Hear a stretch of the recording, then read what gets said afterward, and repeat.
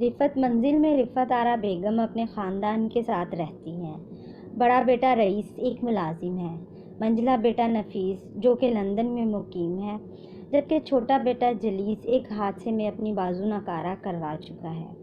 بیگم کے 3 بیٹے ہیں، بیٹی کوئی نہیں، 2 بہویں ہیں، ان کے ساتھ ہی رہتی ہے، جنہیں وہ بیٹی تو بالکل نہیں سمجھتی بلکہ الٹا اپنا دشمن سمجھتی ہے، خاص طور پر شاہ جہاں کو، اور سمجھے بھی کیوں نہ۔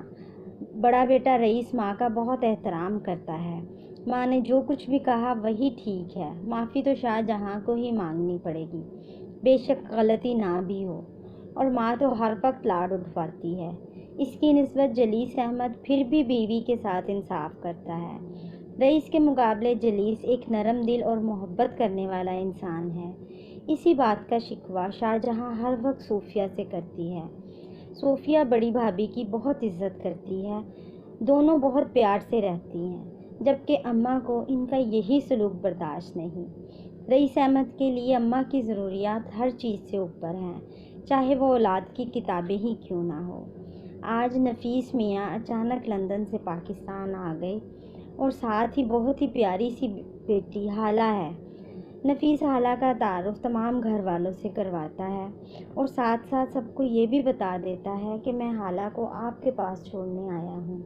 اس کی ماں مجھ سے الگ ہو چکی ہے، میں نے دوسرا نکاح کر لیا ہے، اس لیے اب حالہ میرے ساتھ نہیں رہ سکتی۔ ماں اور رئیس اس وقت مانتے ہیں جب نفیس ان کے واجبات ادا کرتا ہے جو لے کر وہ لندن گیا تھا، اور پلٹ کر اب واپس آیا ہے ایک بچی کے ساتھ۔ شاہ جہاں کو بہت غصہ آتا ہے، جبکہ حالہ بھی اس گھر میں نہیں رہنا چاہتی۔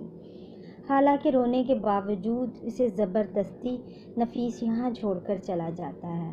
اب وہ بے آسرا ہو چکی ہے۔ نفیس کے سامنے سب پھر بھی اچھے تھے، مگر اس کے جاتے ہی سب نے اپنے رنگ دکھانا شروع کر دیے۔ دادی بھی حالہ کو اپنے ساتھ بستر پر سونے سے منع کر دیتی ہے، مگر جب معصوم بچی اندھیرے میں ڈر جاتی ہے تو دادی کو ترس آ جاتا ہے، وہ اسے اپنے ساتھ لیٹنے کی اجازت دے دیتی ہے۔ آہستہ آہستہ دادی کو تو ایک بیٹی کا لمس اچھا لگنا شروع ہو جاتا ہے، مگر شاہ جہاں کو تو جیسے خدا واسطے کا بیر ہو اس بچی سے۔ اس نے تو ہر وہ کام کرنا ہے جو حالہ کو ناپسند ہو۔ اس کے چھوٹے کزنز کو بھی حالہ کے پاس آنے کی اجازت نہ تھی۔ رئیس احمد کو تو باپ کے ہر ماہ بھیجے ہوئے پیسوں کی وجہ سے حالہ کو برداشت کرنا پڑتا ہے۔ باقی گھر والوں کا ملا جلا رویہ ہے، جبکہ جلیس حالہ کو اپنی بیٹی کی طرح پیار کرتا ہے۔ شاہ جہاں اور رئیس احمد کے 2 بچے ہیں، رومی اور حمزہ۔ جلیس کی ایک ہی بیٹی ہے، سمین، جو کہ حالہ اور رومی سے کچھ بڑی ہے، کیونکہ رئیس کے پاس حالہ کے باپ کے دیے ہوئے ڈالر ہیں جو اس نے اپنے بڑے بھائی کو کاروبار کرنے کے لیے دیے تھے، اس لیے اب بچوں کا اسکول تبدیل کیا جا رہا ہے اور حالہ کا ایڈمیشن بھی کروانا ہے۔ شاہ جہاں سب بچوں کی تیاری بہت اچھے سے کرواتی ہے، بس حالہ ہی کی تیاری خراب کرتی ہے۔ اسی وجہ سے سب کا داخلہ تو اچھے اسکولوں میں ہوتا ہے سوائے حالہ کے، اور نفیس کو خبر یہ ملتی ہے کہ حالہ کا پڑھائی میں دھیان نہیں ہے۔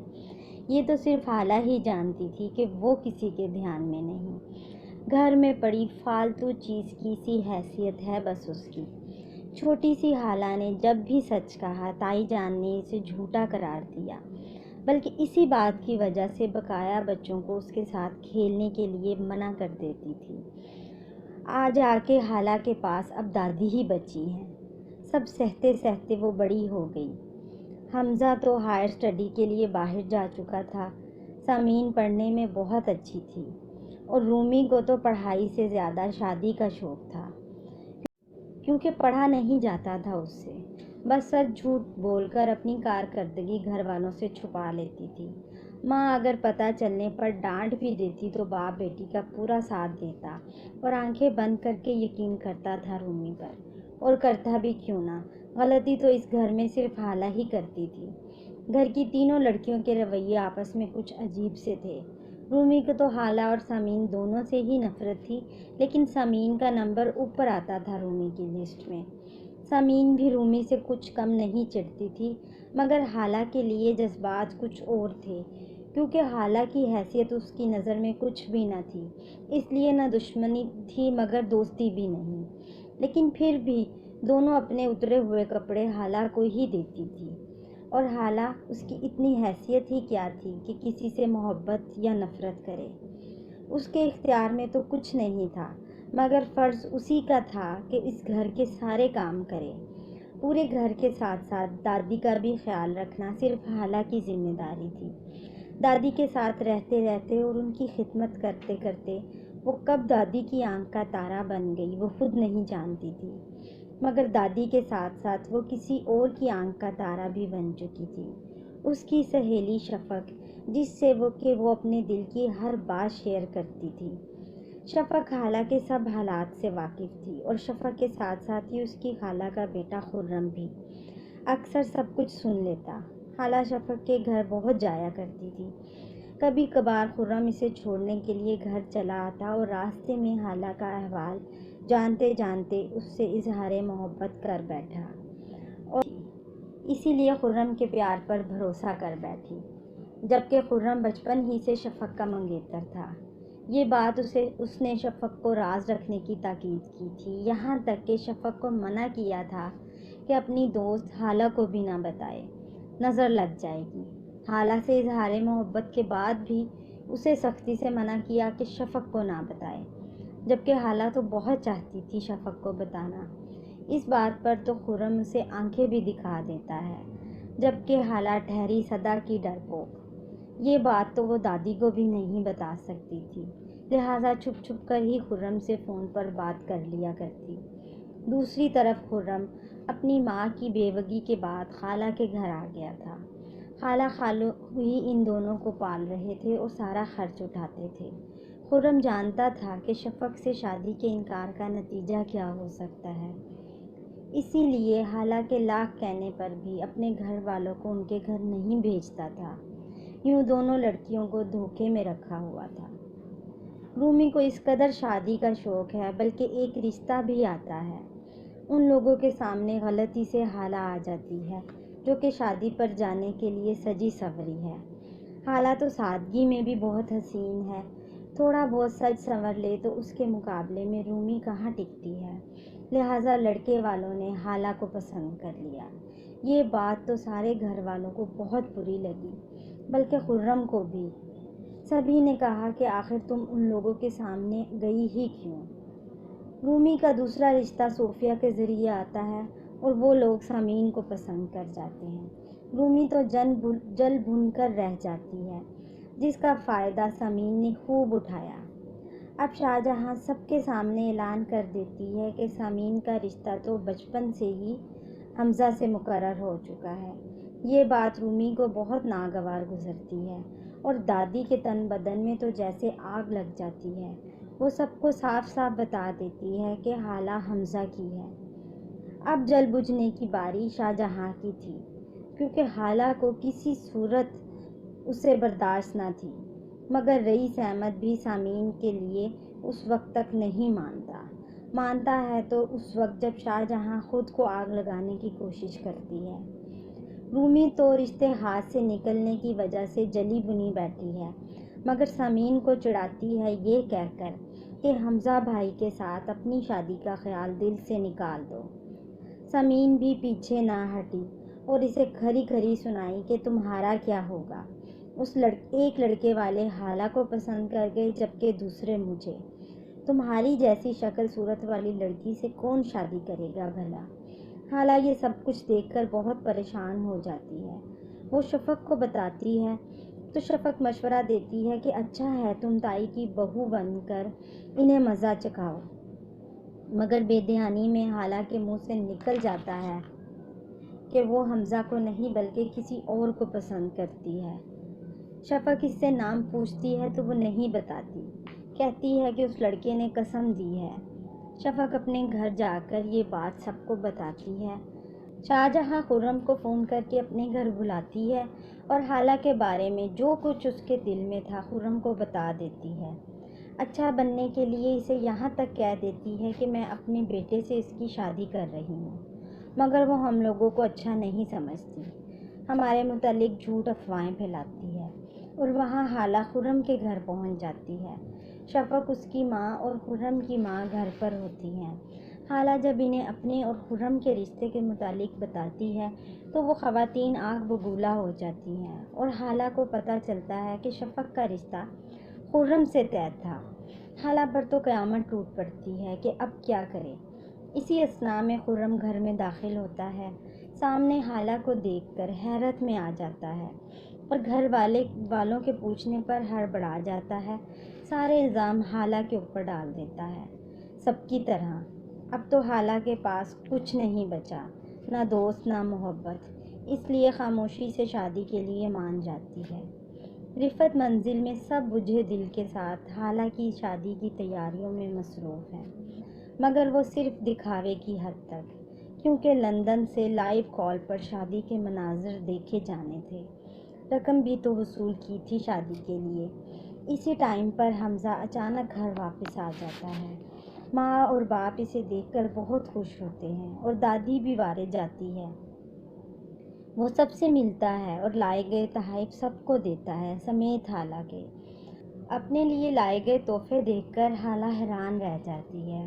حیران کیا، بلکہ اب تو اس کے چہرے پر کوئی تاثر ہی نہیں رہے۔ حمزہ کو سب محسوس ہو رہا ہے، بلکہ خالہ سے دریافت بھی کرتا ہے کہ وہ خوش ہے، مگر خالہ سے بات کرے یہ تو کسی کو برداشت نہیں۔ شاہجہاں حمزہ کے گوش گزار کر دیتی ہے کہ سامعین سے تمہاری شادی طے ہے، مگر حمزہ ماں سے کہتا ہے کہ اس نے سامعین کو اس نظر سے کبھی نہیں دیکھا۔ خالہ کی شادی کا دن آ چکا ہے، بارات دروازے پر ہے، اور لڑکے کو اور اس کے گھر والوں کو دیکھ کر حمزہ حیران رہ گیا ہے۔ باپ سے پوچھتا ہے تو وہ اسے خاموش کروا دیتا ہے۔ رئیس احمد نے حمزہ کو تو خاموش کروا دیا، مگر لالچی لڑکے والوں کو کیسے چپ کرواتا۔ لڑکے کے سوتیلے بھائی کی بڑی بڑی ڈیمانڈ پر جب رئیس اسے کھری کھری سناتا ہے تو وہ کہہ دیتا ہے کہ اتنی پیاری لڑکی کی شادی ایسے لڑکے سے، اور وہ بھی اتنی جلدی میں، ضرور لڑکی میں کوئی خرابی ہوگی۔ اب حمزہ آپے سے باہر ہو جاتا ہے، ان لوگوں کو دھکے دے کر گھر سے نکال دیتا ہے۔ خالہ یہ سب بہت حیرت سے دیکھ رہی ہے، کیونکہ پہلی بار کسی مرد نے اس کی طرفداری کی۔ اتنا ہی نہیں، وہ خالہ کو ہاتھ سے پکڑ کر کمرے میں لے جاتا ہے اور بہت ڈانٹتا ہے کہ تم راضی کیسے ہوئی، مگر خالہ ڈری سہمی بیٹھی بس روتی رہتی ہے۔ اب حمزہ کو خالہ کے ساتھ اور بھی ہمدردی ہو گئی ہے، جو کہ صوفیہ اور سامعین کو کھٹکتی ہے۔ وہ دونوں شاہجہاں کو آڑے ہاتھوں لیتی ہیں۔ خرم بھی اس کے کیے کی سزا کاٹ چکا ہے۔ شفق کے گھر والوں نے ماں بیٹے کو دھکے دے کر گھر سے نکال دیا۔ دونوں بے سہارا سڑکوں پر دھکے کھاتے ہیں۔ دھکے کھاتی ماں کی حالت خراب ہو گئی، ہسپتال جانے کا کوئی فائدہ نہ ہوا، کچھ دنوں بعد ہی دنیا سے رخصت ہو گئی۔ رومی تو خوش تھی جو کچھ خالہ کے ساتھ ہوا اس پر، مگر سامعین کو مزہ چکھانا باقی تھا۔ اس کے شاطر دماغ میں آئیڈیا آتا ہے۔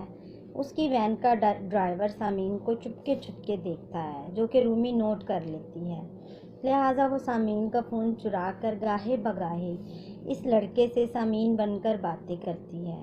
وہ ملنے کا اصرار کرتا ہے تو صاف منع کرتی ہے کہ میری تائی بہت ظالم ہے، میرے بابا لندن میں ہیں، یا اکیلی ظلم و ستم سہتی ہوں، مل نہیں سکتی۔ جو منہ میں آتا ہے جھوٹ کہہ ڈالتی ہے۔ وہ اڑ جاتا ہے اور اگلے ہی دن ملنے کی پیشکش کر دیتا ہے۔ اب اگلے دن رومی تو پیٹ درد کا بہانہ کر کے چھٹی کر لیتی ہے، مگر سامعین کو وہ لڑکا دھوکے سے کسی ہوٹل کے پاس لے جاتا ہے۔ سامعین حیران ہوتی ہے تو وہ بتا دیتا ہے کہ میرے ساتھ گھنٹوں فون پر باتیں کی، پیار کا کھیل رچایا، اب کیوں انکاری ہو؟ جس پر سامعین شور مچا کر لوگوں کو اکٹھا کر دیتی ہے اور مشکل سے وہاں سے بھاگ کھڑی ہوتی ہے۔ بیچاری ہانپتی ہوئی گھر پہنچتی ہے تو خالہ سے سامنا ہوتا ہے۔ سامعین کے پیچھے وہ وین ڈرائیور بھی گھر پہنچ جاتا ہے اور سامعین کو زبردستی کھینچتا ہے۔ خالہ بیچ بچاؤ کرتی ہے مگر ناکام۔ شور کی آوازیں سن کر پورا گھر اکٹھا ہو جاتا ہے وہ لڑکا تو کوئی شرم لحاظ ہی نہیں کرتا اور سب کچھ صاف صاف بتا دیتا ہے۔ چلیس اور رئیس اس کو دھکے دیتے ہیں، اوپر سے حمزہ بھی آ جاتا ہے، مگر وہ لڑکا بولے چلے جا رہا ہے کہ بیچاری پر تم لوگ ظلم کرتے ہو۔ یہ الفاظ سن کر سب کی نظریں حالہ پر جاتی ہیں، مگر شاہجہاں کی نظر رومی پر پڑتی ہے۔ گھبرائی ہوئی رومی کو دیکھ کر وہ سمجھ جاتی ہے کہ کام اسی کا ہے۔ اپنی بیٹی کو تو اس نے بچانا تھا، اسی لیے ملبہ ڈال دیا حالہ پر۔ آؤ دیکھا نہ تاؤ حالہ پر حملہ کر دیا اور اس کا سر دیوار پر پٹخ مارا۔ حمزہ آ کر اگر بیچ بچاؤ نہ کرتا تو شاہجہاں شاید آج بیچاری حالہ کو جان سے ہی مار ڈالتی۔ حالہ چیختی چلاتی ہے کہ میں نے کچھ نہیں کیا، یہ کام ضرور رومی کا ہے۔ اس نے کالج میں بھی جھوٹا فون کیا تھا، تائی جان کو پتہ ہے۔ مگر حالہ کی کیا اوقات تھی کہ اس کی بات پر کوئی یقین کرتا، سوائے دادی کے، جو کہ شور کی آوازیں سن کر آتی ہے اور حالہ کو اپنے ساتھ کمرے میں لے جاتی ہے سب سے بچا کر۔ بیمار دادی سو گئی اور اب روتی حالہ کو شاہجہاں کے قہر سے کون بچاتا۔ آدھی رات کو وہ سیدھی دادی کے کمرے میں آتی ہے، حالہ کا ہاتھ پکڑ کر اسے کچھ پیسے تھماتی ہے اور گھر سے نکال دیتی ہے۔ بیچاری حالہ بہت روتی اور بلکتی ہے، مگر شاہجہاں اس پر ترس کیوں کھاتی؟ صبح سب اٹھتے ہیں، حالہ کہیں نظر نہیں آتی۔ صوفیہ نے پورا گھر چھان مارا ہے، ملا تو رئیس کو حالہ کا خط، جس میں لکھا تھا میں اپنی مرضی سے جا رہی ہوں۔ حالہ تو حمزہ کو ملی ایک کیاری میں، کتوں کے بیچ گھری ہوئی، برے حال میں۔ حمزہ نے حالہ کو دیکھا تو اس کے پیروں تلے زمین نکل گئی، اسے اپنی آنکھوں پر یقین نہیں آ رہا تھا۔ حالہ نے اسے بتایا کہ تائی جان نے آدھی رات کو نکال دیا ہے۔ وہ اسے گھر لے آتا ہے تو وہ دروازے پر ہی رک جاتی ہے۔ حمزہ اکیلا اندر جاتا ہے، آگے جا کر دیکھتا ہے کہ دادی واویلا مچا رہی ہے۔ سب گھر والے حالہ کی برکتداری پر چرچا کر رہے ہیں اور شاہجہاں تو دل ہی دل میں حالہ سے چھٹکارا حاصل کر چکی ہے۔ حمزہ کو دیکھتے ہی دادی بلک اٹھتی ہے، حمزہ میری حالہ کو ڈھونڈ لاؤ۔ حمزہ دادی کو پیار کرتا ہے اور کہتا ہے کہ دادی میں ڈھونڈ لایا ہوں۔ شاہجہاں اب کیا کرے؟ وہ حالہ کو لے کر گھر کے اندر آتا ہے۔ دادی کو جب معلوم ہوتا ہے کہ شاہجہاں نے اسے نکالا تھا تو کھینچ کر جوتا اس پر دے مارتی ہے، مگر رئیس سب کچھ نظر انداز کر کے صرف حالہ کے پیچھے پڑ جاتا ہے۔ ایسی لڑکی میرے گھر میں نہیں رہے گی، میرا کوئی رشتہ نہیں، اسے نکالو، میری بیٹی پر الزام لگایا۔ مگر حمزہ حالہ کو ایک دفعہ پھر دھکے کھانے کے لیے نہیں چھوڑے گا۔ اس دفعہ اگر کتوں کی جگہ بھیڑیے نما انسانوں نے اسے گھیر لیا تو کیا ہوگا؟ حمزہ باپ کے سامنے کھڑا ہے، باپ نے کوئی رشتہ ہی نہیں رکھا حالہ سے، اور ماں بھی حمزہ کو کہتی ہے کہ تم غیر لڑکی کے لیے اپنے ماں باپ کے سامنے کھڑے ہو گئے۔ مگر حمزہ کے لیے تو حالہ خون کے رشتے میں تھی، جسے وہ الگ نہیں کر سکتا تھا۔ جب رئیس اس بات پر بھی شک کرتا ہے تو حالہ بیچ میں بول پڑتی ہے کہ تایا جان گندی بات نہ کریں، حمزہ حالہ کو لے کر مسجد کے دروازے پر پہنچ جاتا ہے، اندر جا کر نکاح پڑھاتا ہے، یوں ایک مضبوط رشتے کے ساتھ باندھ کر اپنے گھر واپس لے آتا ہے۔ اب وہ دوبارہ ماں باپ کے سامنے کھڑا ہے، مگر اس بار اس کے پاس دلیل ہے کہ حالہ کو اس گھر میں جگہ دینے کے لیے۔ دادی کی تو ساری بیماری دور ہو گئی اور شاہجہاں تو جیتے جی مر گئی۔ جو اسے اس دنیا میں سب سے زیادہ عزیز ہے وہ اس لڑکی کو بیال آیا ہے جس سے وہ بے انتہا نفرت کرتی ہے۔ وہ قبول کرے تو کیسے؟ سامعین کے دل پر کیا گزری کسی کو نہیں بتا سکتی، جبکہ رومی تو اس لیے خوش ہے کہ سامعین اس کی بھابھی نہیں بنی۔ حالہ کو حمزہ اب اپنے کمرے میں لے آتا ہے، اب جبکہ اس کمرے میں وہ مکمل حفاظت میں ہے، مگر پھر بھی وہ خود کو محفوظ نہیں سمجھ رہی، کیونکہ شاہجہاں حمزہ کی ماں ہے، جسے حالہ بہت اچھے سے جانتی ہے۔ اب تو حالہ گھر میں بھی چل پھر نہیں سکتی، صرف حمزہ کے کمرے تک قید ہو کر رہ گئی ہے۔ دادی کے کمرے میں بھی جاتی ہے تو حمزہ کو ساتھ لے کر۔ حمزہ کے لاکھ سمجھانے پر بھی وہ ڈری سہمی رہتی ہے۔ دادی اب پوری دنیا کے ساتھ ساتھ شاہ جہاں کا منہ بند کرنے کے لیے ولیمے کی تاریخ طے کر دیتی ہے۔ کسی کی نہیں سنتی اور ولیمے کی رسم بہت اچھے سے کرتی ہے۔ آج تو حمزہ خالہ کی خوبصورتی کو دیکھ کر حیران رہ جاتا ہے۔ اس کے دوست بھی اس کی قسمت پر رشک کرتے ہیں، وہیں سامعین اپنی قسمت کو رو رہی ہے۔ خالہ کی خوشی تو شاہ جہاں نے غارت کرنی تھی۔ اس نے ولیمے کا تحفہ بھی دیا تو چیلنج کہ تمہیں حمزہ سے طلاق دلوا کر رہوں گی۔ اب خالہ کے دل میں یہ ڈر گھر کر گیا ہے کہ وہ حمزہ کے آگے بہت روتی ہے کہ تم مجھے چھوڑ دو گے۔ حمزہ بہت سمجھاتا ہے مگر وہ نہیں مانتی۔ حمزہ اسے پروٹیکٹ کرتا ہے جیسے ایک باپ اپنی بچی کو۔ وہ اسے گھمانے لے جاتا ہے، موبائل لے کر دیتا ہے، نئے کپڑے بھی، اور وہ بھی ڈھیر سارے، اور ساتھ ہی بینک اکاؤنٹ بھی کھلواتا ہے۔ غرض کہ خالہ ایک نیا دور شروع کر چکی ہے۔ اب اس میں کسی قدر خود اعتمادی آ چکی تھی۔ دادی یہ دیکھ کر بہت خوش تھی۔ شاہ جہاں کیا کرے اسے کچھ نہیں سمجھ آ رہی، مگر گاہے بگاہے خالہ کی خوشی غارت کرتی ہی رہتی تھی۔ حمزہ خالہ کو لندن اس کے باپ کے پاس لے جانے والا تھا۔ خالہ بہت خوش تھی، مگر شاید باپ کے پاس جانا اس کے نصیب میں نہ تھا، کیونکہ خالہ اب ماں بننے والی تھی۔ حمزہ اور دادی تو بہت خوش تھے، مگر شاہ جہاں ابھی بھی صوفیہ اور سامعین کو لارا دیتی رہتی ہے کہ سامعین ہی حمزہ کی دلہن بنے گی۔ سامعین کالج سے آ رہی ہوتی ہے تو وہی وین ڈرائیور اس کا راستہ روکتا ہے، زبردستی اسے ساتھ لے جانا چاہتا ہے۔ اسی اثناء میں ایک نوجوان اسے بچاتا ہے۔ بیچ بچاؤ میں چاقو سے اسے چوٹ لگ جاتی ہے۔ وین ڈرائیور تو بھاگ جاتا ہے، مگر سامعین اس کو لے کر ہسپتال چلے جاتی ہے مرہم پٹی کروانے کے لیے۔ یہ لڑکا کوئی اور نہیں، خرم ہے۔ سامعین اس لڑکے سے خیر خیریت پوچھنے کے بہانے بار بار ملتی ہے، بلکہ اپنے ماں باپ کو بھی ملواتی ہے۔ صوفیہ اور جلیس کو خرم بہت پسند آتا ہے۔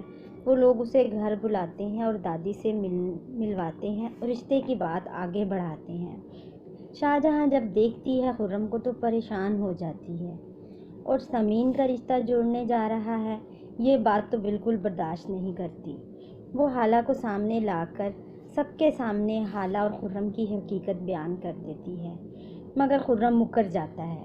اسی وجہ سے حمزہ کا اعتبار ایک بار پھر خالہ پر پکا ہو جاتا ہے۔ سب گھر والے شاہ جہاں کی حالت کو سمجھتے ہوئے اس بات کو اگنور کر دیتے ہیں۔ پہلے تو خرم بھی ان کے گھر آتے جاتے خالہ کو ڈراتا ہے، مگر پھر وہ یہ سوچ کر سب چھوڑ دیتا ہے کہ سامعین اچھی لڑکی ہے، وہ اس کے ساتھ گھر بسانا چاہتا ہے تاکہ اس کی ماں کی روح کو بھی سکون ملے۔ مگر شاہ جہاں اپنے ارادے سے پیچھے ہٹنے والی نہیں۔ ایک دن بہانے سے خرم کے گھر خالہ کو لے جاتی ہے اور چالاکی سے حمزہ کو وہاں بلا لیتی ہے۔ حمزہ کو لے کر خرم کے گھر جاتی ہے۔ وہاں ان دونوں کو دیکھ کر حمزہ پریشان ہو جاتا ہے، مگر کچھ بھی کہے بغیر اپنے گھر واپس آ جاتا ہے۔ خالہ بھی بے حال گھر واپس آتی ہے، بہت صفائی دیتی ہے، مگر حمزہ نہیں سنتا۔ خالہ بہت تڑپتی ہے کہ یہ سب تائی جان نے کیا ہے، مگر اس بار وہ اپنی ماں کا نام اس کے منہ سے نہیں سنتا۔ دادی کو جب یہ سب پتہ چلتا ہے تو خالہ سے بہت ناراض ہوتی ہے کہ خالہ تم میرے ناک کے نیچے یہ سب کچھ کرتی رہی۔ خالہ بلکتی ہے کہ غلطی ہو گئی مجھ سے، ہر جگہ سے محرومی ملی، میں محبت کی بھوکی، کسی نے فریب دیا تو سمجھ نہ پائی، میں نے غلطی ضرور کی ہے مگر گناہ نہیں کیا۔ دادی کی حالت بہت خراب ہے، بس نفیس کو بلاتی ہے۔ رئیس بھی اسے ماں کے متعلق بتاتا ہے اور جلدی آنے کو کہتا ہے، اور وہ بھی آ جاتا ہے، مگر اس مرتبہ بھی ساتھ بیٹی لے آتا ہے۔ وہ بیٹی خالہ کی طرح کمزور نہیں بلکہ بہت سمجھدار تھی، خالہ کو کھلے دل سے قبول کرتی ہے۔ ماں نفیس کو احساس دلاتی ہے کہ اس نے خالہ کے ساتھ جو کچھ کیا وہ بہت غلط تھا۔ اب اگر اپنی غلطی کا خمیازہ بھگتنا چاہتے ہو تو خالہ کو شاہ جہاں سے بچا لو، خالہ بہت معصوم ہے۔ اب وہ خالہ کو نفیس کے حوالے کر کے اس دنیا سے چلی جاتی ہے۔ قیامت تو صرف خالہ پر ٹوٹی جو کہ ایک بار پھر یتیم ہو گئی۔ ماں کی تدفین کے بعد تمہیں خالہ کی خوشی اتنی عزیز ہے کہ تم میرے پاس آ گئے۔ تم خود کا دل ٹٹولتے تو تمہیں پتہ چلتا کہ یہی خالہ کی جگہ ہے۔ حمزہ روتا ہوا نکل جاتا ہے۔ خرم بھی سامعین سے معافی مانگتا ہے، مگر سامعین سمجھ چکی ہے کہ ہمیشہ زیادتی خالہ کے ساتھ ہوئی ہے۔ اگر معافی کی حقدار ہے تو صرف خالہ۔ لہٰذا خرم خالہ کے پاس جاتا ہے اور سچے دل سے معافی مانگتا ہے۔ وہ تو تھی ہی صدا کی معصوم، سچے دل کو جانتی ہے اور معافی دے دیتی ہے، جبکہ سامعین آگے پڑھنا چاہتی ہے اور ملک سے باہر جانا چاہتی ہے۔ اسی وجہ سے یہ لوگ رئیس سے حصہ مانگتے ہیں۔ خرم بھی سامعین کو پھول بھیجتا ہے اور معافی مانگتا ہے، مگر وہ یہ نہیں جانتا کہ سامعین نے اس کی ماں کے بندے ابھی بھی کانوں میں پہنے ہیں۔ حمزہ ابھی بھی خالہ کے پاس جاتا رہتا ہے، اس کا خیال رکھتا ہے، مگر شاہجہاں کو یہ منظور نہیں تھا۔ وہ خالہ سے کہتی ہے کہ بچے کے بعد حمزہ تمہیں چھوڑ دے گا۔ خالہ ڈر جاتی ہے اور اس کی طبیعت خراب ہو جاتی ہے۔ حمزہ آتا ہے تو نفیس اس سے پوچھتا ہے، مگر حمزہ کے پاس کوئی جواب نہیں، وہ بے بس ہے۔ شاہجہاں تو ہمیشہ سے ہی خالہ کے پیچھے رہی اور اپنی بیٹی کو اکیلا چھوڑ دیا۔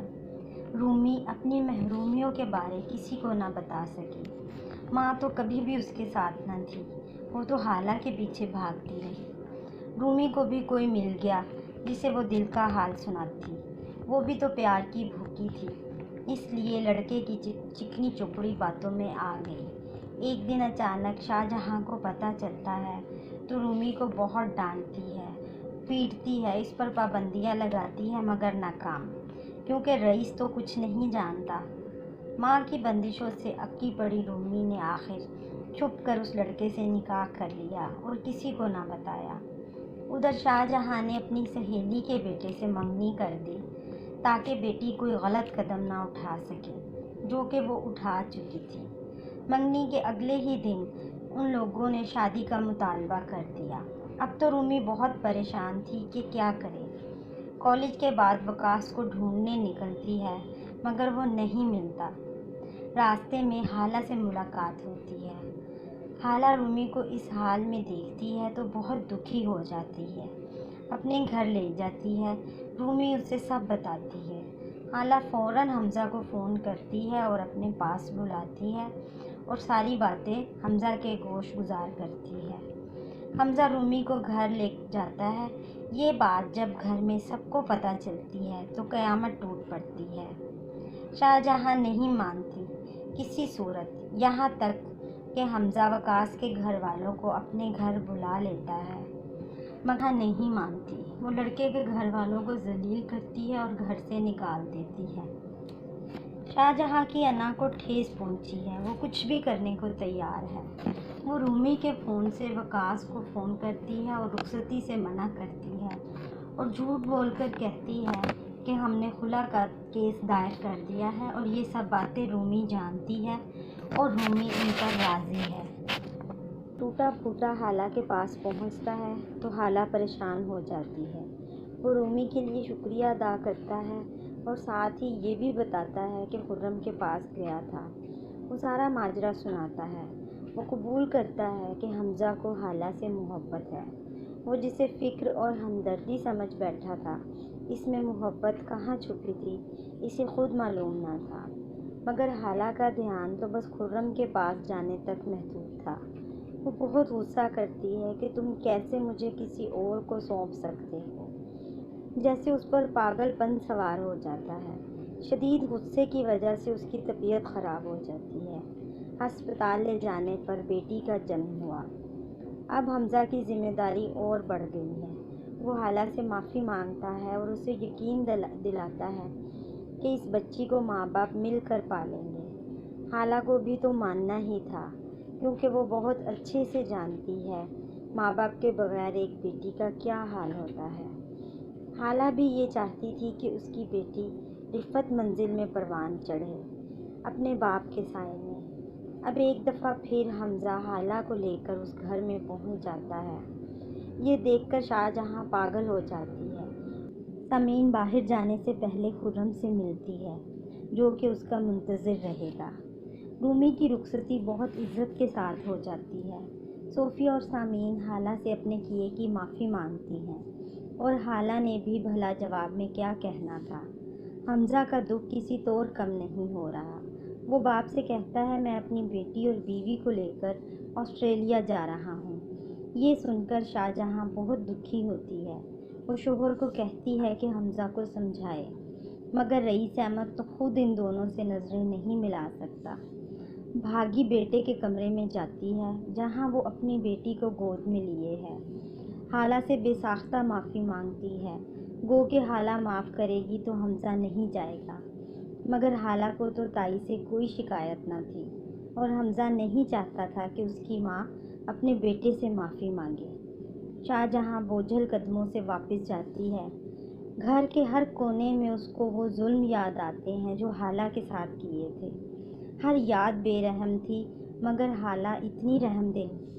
حالہ حمزہ کو سمجھاتی ہے اور جانے سے روکتی ہے۔